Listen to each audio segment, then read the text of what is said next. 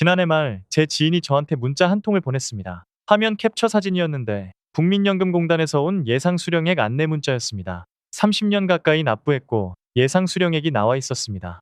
월 69만 원. 그분이 문자 아래에 딱 한마디만 적어 보냈습니다. 이게 맞아? 저는 한참 동안 답장을 못했습니다. 틀린 숫자가 아니었기 때문입니다. 2024년 기준 국민연금을 실제로 받고 있는 분들의 월 평균 수급액은 68만 원입니다. 최저임금으로 한 달 일하면 200만 원이 넘는 세상에 68만 원, 최저 생계비에도 미치지 못하는 금액입니다. 오늘 저는 이 숫자가 왜 이렇게 됐는지, 그리고 우리가 지금 뭘 할 수 있는지, 불편하더라도 끝까지 솔직하게 말씀드리겠습니다. 숫자 하나를 먼저 드리겠습니다. 우리나라 65세 이상 노인 중 빈곤 상태에 있는 비율 얼마인지 아십니까? 39.7%입니다. OECD 회원국 평균은 14.8%. 우리는 그 2배가 넘는 수치로 2009년 이후 17년째 OECD 노인 빈곤율 1위를 놓친 적이 없습니다. 10명 중 4명이 노년에 가난하게 산다는 뜻입니다. 그런데 이분들이 무성의하게 살아온 게 아닙니다. 오히려 누구보다 열심히 일한 세대입니다. 그렇다면 왜 이렇게 됐을까요? 문제는 시간입니다. 국민연금이 도입된 건 1988년입니다. 지금 연금을 받고 있는 어르신들 중 상당수는 제도가 생기기 전에 이미 일을 하고 있었던 분들입니다. 가입 기간이 짧을 수밖에 없었고, 그래서 수급액이 낮습니다. 그렇다면 우리 세대 40대, 50대는 괜찮을까요? 통계청이 발표한 우리나라 주된 직장에서의 평균 퇴직 연령은 49.4세입니다. 그런데 국민연금 수령 시작 나이는 빠르면 63, 대부분은 65입니다.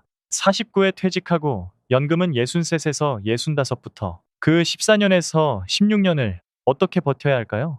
여기서 중요한 게 하나 있습니다. 연금을 받기 시작하는 나이가 태어난 연도에 따라 다릅니다. 1962년생부터 1964년생은 만 63세, 1965년생과 1966년생은 만 64, 1967년생 이후는 만 65부터 받을 수 있습니다. 본인이 어느 해에 태어났는지에 따라 수급 시점이 다르니 반드시 확인해 보십시오. 그런데 저는 이걸 보면서 한 가지 질문이 자꾸 머릿속에 걸렸습니다.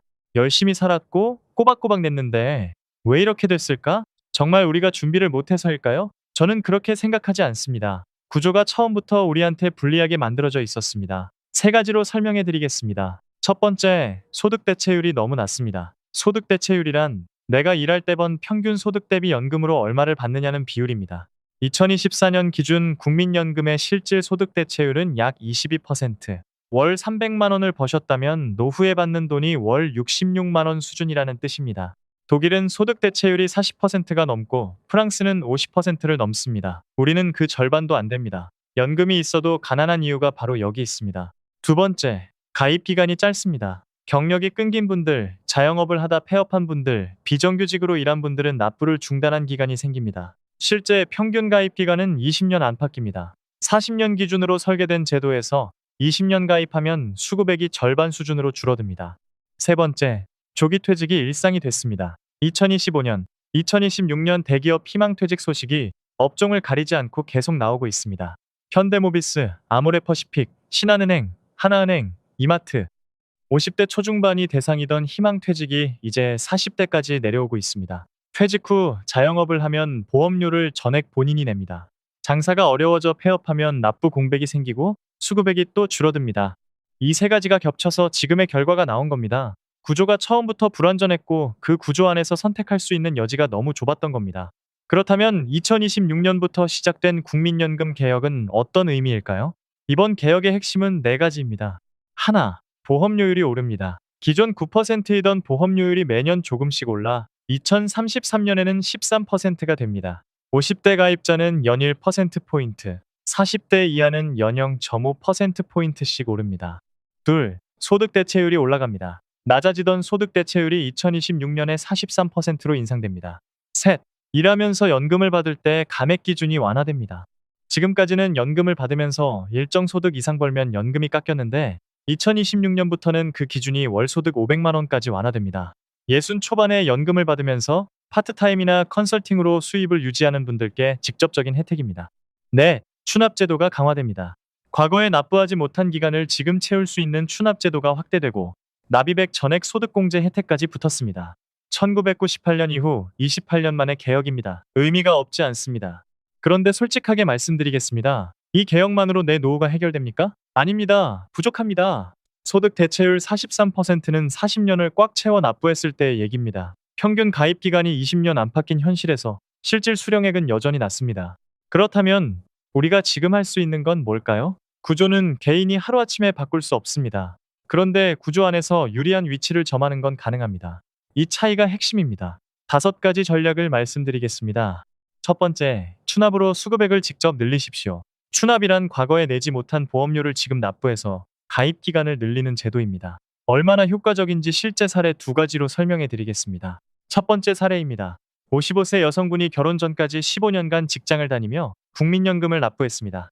당시 월 소득이 250만 원이었으니 매달 보험료를 22만 5천 원씩 냈습니다. 그런데 결혼 후 육아로 직장을 그만두면서 8년간 납부가 끊겼습니다. 그 상태에서 예상 수령액을 조회해보니 월 53만 원이었습니다. 그분이 8년치 추납 보험료를 한꺼번에 납부했습니다. 금액으로는 약 2,200만 원이었습니다. 그러자 월 수급액이 53만 원에서 81만 원으로 올랐습니다. 매달 28만 원 차이가 납니다.